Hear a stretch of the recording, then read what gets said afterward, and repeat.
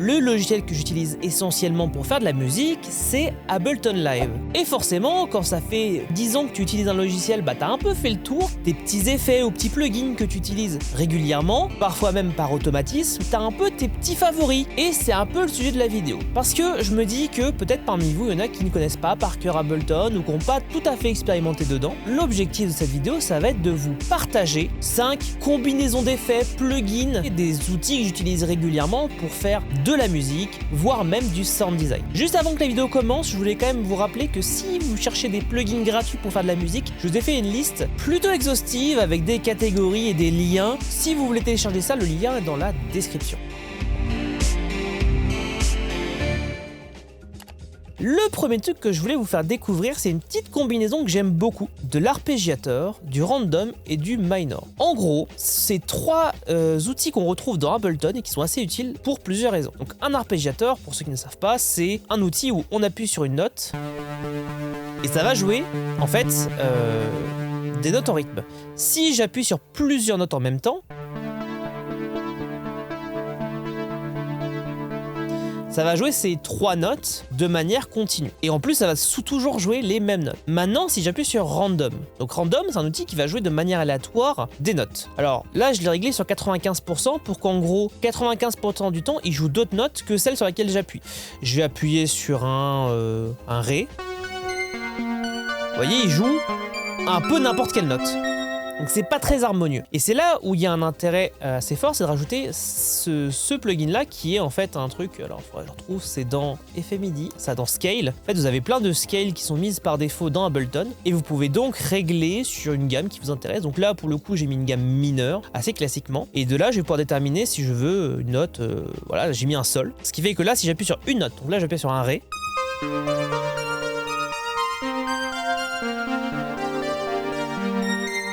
Je n'ai rien touché, je n'appuie sur rien, j'ai une note.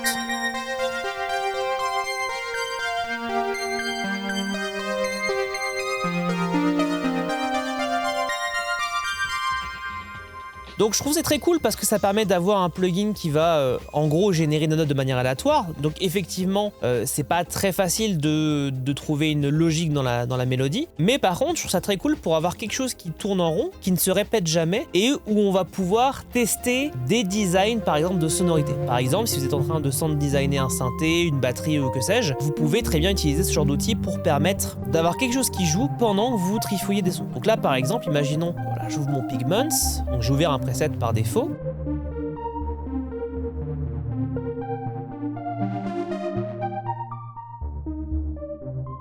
Et vous voyez, comme ça, on peut tranquillement designer son son sans forcément avoir besoin de regarder à jouer des notes, etc. Ou forcément se dire « Oh, il faut que je compose une mélodie ». Là, on a un outil qui va jouer en direct. Un autre truc qui peut être très cool, c'est par exemple, si vous n'avez pas d'idée pour... Ça marche aussi avec une batterie. Ah, c'est un bon exemple, ça. Je vais prendre par exemple ce son là, je vais le mettre dans un sampler, même un simpler, tac. Je vais le mettre dedans en mode slice. Alors on peut soit le laisser comme ça, soit on pourra le découper à la mesure, on va voir ça juste après. Et là ce que je vais faire, c'est que je vais récupérer 2 effets que j'avais mis tout à l'heure, l'arpégiateur et le random. Et je vais le coller juste derrière ça. Et ce qui va être intéressant, c'est que du coup ça va jouer des arpèges. Donc là j'appuie sur une note. Et ça va aller chercher en fait les différentes notes.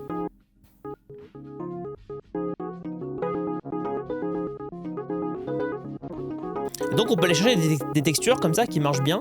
On pourrait très bien faire ça aussi avec une batterie par exemple. Vous voyez l'idée? L'idée en fait c'est que l'arpégiateur et le random, les deux mélangés fonctionnent bien. On peut rajouter en plus un élément de scale pour pouvoir avoir des notes. Mais en tout cas, on peut utiliser ça, cette combinaison pour juste sound designer un synthé par-dessus. On peut également l'utiliser pour resampler quelque chose de manière intéressante, voire même pour créer des percussions de manière complètement aléatoire. Mais c'est aussi une part de cet aléatoire qui va créer des choses intéressantes. Donc n'hésitez pas, c'est un premier plugin entre guillemets, parce qu'il y en a quand même plusieurs, qui ont des effets intéressants. Maintenant, on va passer au deuxième. Le deuxième, c'est l'Hybrid Reverb. Hybrid Reverb. Je suis malade, ok? Je sais plus parler. You can be On va dire à la française l'hybride reverb, donc c'est un plugin qui va venir mélanger deux types de reverb. Par défaut, c'est une reverb à convolution et une reverb algorithmique. Donc une reverb algorithmique, c'est une reverb moins réaliste, mais qui va pouvoir proposer plusieurs algorithmes. Ça va être soit de la simulation, soit ce qu'on appelle une reverb shimmer, et c'est une des reverbs dont je voulais parler aujourd'hui, parce que ça a tendance à rajouter un côté un peu cinématique et intéressant. Je vais vous montrer comment ça peut transformer un son. Donc on a un son plutôt classique, hein. On est sur de la synthwave. Maintenant, je vais activer l'hybrid reverb.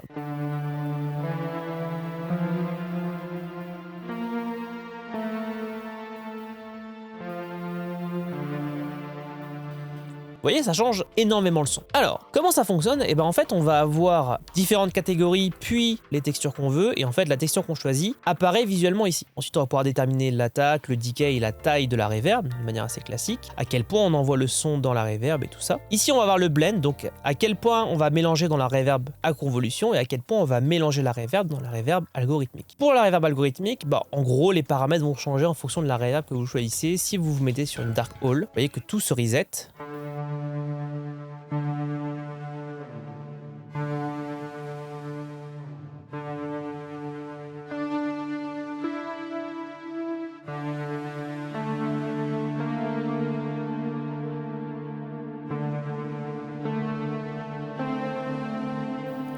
On peut avoir une reverb quartz aussi, qui a un petit côté un peu spatial. Là, on a presque une reverb un peu chorus.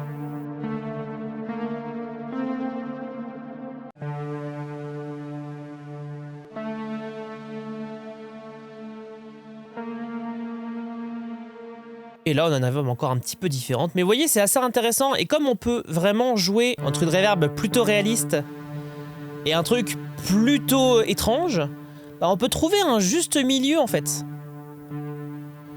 qui est vraiment intéressant. Et donc, je vous recommande vraiment, si vous avez Ableton, de vous pencher sur l'hybrid reverb, parce que c'est vraiment un outil de sound design qui est assez fou, qui peut vraiment amener des résultats assez intéressants. Donc vraiment, foncez, c'est trop bien. Allez, passons au plugin 3. Qui est le Spectral Resonator, qui est en gros un plugin qui va vous permettre d'altérer votre son en jouant sur des résonances. Alors, je suis parti dans un petit kit de batterie à la con. Et donc, j'y ai mis le Spectral Resonator. Là, ce que j'ai fait, c'est que je lui ai mis une fréquence en note, mais je pourrais très bien lui mettre une fréquence en hertz. Donc on pourrait jouer sur du bruitage pour essayer de créer des choses un peu intéressantes, un peu robotiques. Je pourrais mettre un LFO ici par exemple pour créer un effet un peu intéressant, mais là on s'en fiche. Je peux aussi lui attribuer une note. Ce qui est assez rigolo pour aller chercher une sorte de ligne de basse, créer des textures intéressantes. On peut également y mettre des effets un peu chorus comme ça. Donc sans, avec. Voire même on peut complètement changer le son en mettant de la granularité. Et là par exemple si vous mettez un petit EQ par-dessus, pour avoir que les notes aiguës, ça peut être assez rigolo et assez intéressant. On peut avoir un petit effet de hi-hat, qui est pas si mal, hein. Et vraiment, je trouve que le Spectral Resonator, c'est assez sympa pour justement aller chercher ces petites textures un peu particulières, notamment sur les hi-hats, qui permet de rajouter un peu peut-être de richesse. On peut aussi mettre de l'unisson d'ailleurs. Dans tous les cas, je trouve que le Spectral Resonator, c'est un vrai effet intéressant. On peut aussi jouer sur les harmoniques pour un peu baisser la résolution du son. Alors que là, on a une ligne de basse et c'est quand même assez intéressant. Donc en vrai, le Spectral Resonator, ça a beaucoup d'intérêt dans du sound design. Ça peut aussi avoir des intérêts pour juste détourner un son de son usage et trouver un usage intéressant. Et c'est vrai que je vois pas grand monde le recommander. Alors peut-être que je suis passé complètement à côté, mais moi je le trouve vachement cool ce petit plugin. Et je pense juste qu'il est mal exploité. Et bien sûr, je vous ai pas montré tout ce qu'on peut en faire. Il y a encore beaucoup d'autres usages, notamment avec toute la partie MIDI et tout ça. Mais en tout cas, franchement, allez y jeter un coup d'œil, une oreille, vous allez voir, c'est vachement cool. Allez, on passe au plugin 4, que vous connaissez sûrement, mais je pense que c'est toujours bien de le rappeler. Le OTT, qui est un compresseur très intéressant pour donner un peu de hargne à un son. Donc sans, avec. Ce qui est surtout intéressant, c'est que ça fait remonter l'arrière. Alors que C'est un plugin qui a un compresseur multibande qui est bien paramétré. Alors bien évidemment il existe plusieurs versions de l'OTT dans de nombreux autres plugins, mais je sais pas si tout le monde est au courant que OTT existe directement dans Ableton Live. Donc si vous vous posiez la question et que vous le cherchiez, bah sachez qu'il existe et qu'il est là et qu'il sonne vraiment bien.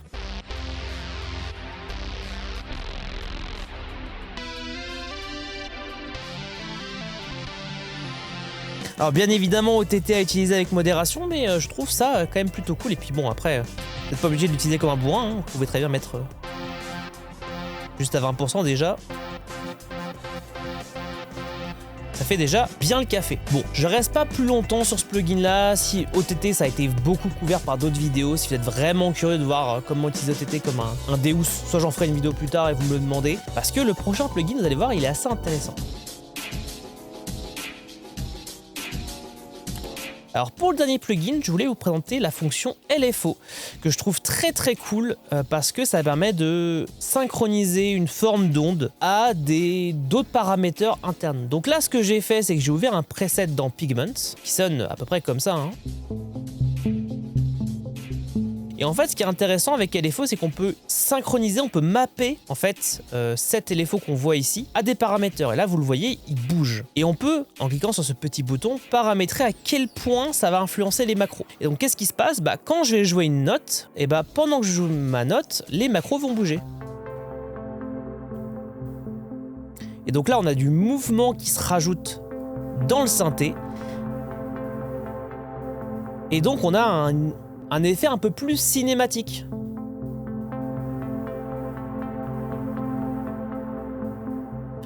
Et donc ce qui est cool, c'est qu'on peut par exemple avoir des effets intéressants. Donc je peux par exemple mettre un petit saturator par exemple, me mapper un petit dry and wet, voilà comme ceci, diminuer un peu le truc en disant bah voilà, je voudrais une variation de 20% à peu près, faire un rythme un peu lent, ce qui fait que maintenant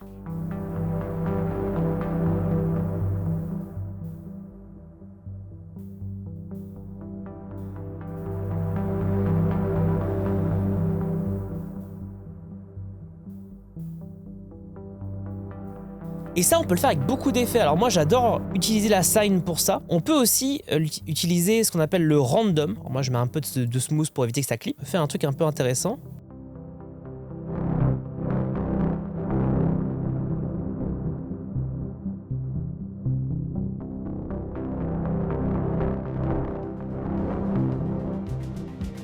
Et on peut par exemple le synchroniser à un autopad, on peut le synchroniser à de la disto, on peut aussi le synchroniser avec des paramètres de la reverb pour créer quelque chose de plus enrichissant et de plus intéressant, ou même un delay. Créer des leads avec des éléments un peu aléatoires pour lui donner de la personnalité. Les synthés analogiques, quand on les utilise, ils n'ont pas toujours le même son, le courant, il a des petits affects sur le son. Bah là, c'est un peu la même chose, on va venir rajouter un peu d'aléatoire, de manque de contrôle sur ce qu'on fait pour redonner de la personnalité au son. Je vous invite à utiliser le LFO parce que c'est vraiment intéressant et ça vaut le coup de l'utiliser sur plein d'effets externes. Donc c'est vraiment intéressant, n'hésitez pas à y jeter un coup d'œil, c'est très cool. Voilà, j'espère que cette vidéo vous aura fait découvrir des manières d'utiliser les plugins ou même juste les plugins dans Ableton directement. N'hésitez pas à me dire ce que vous en avez pensé. Si vous avez des astuces, faites-les savoir, c'est toujours intéressant. Et n'oubliez pas que si vous ne l'avez pas déjà fait, il y a le lien dans la description pour télécharger une grosse liste de plugins que j'ai listés et que j'ai catégorisés complètement gratuitement. Faut juste aller sur le lien et vous le recevrez directement dans votre boîte mail.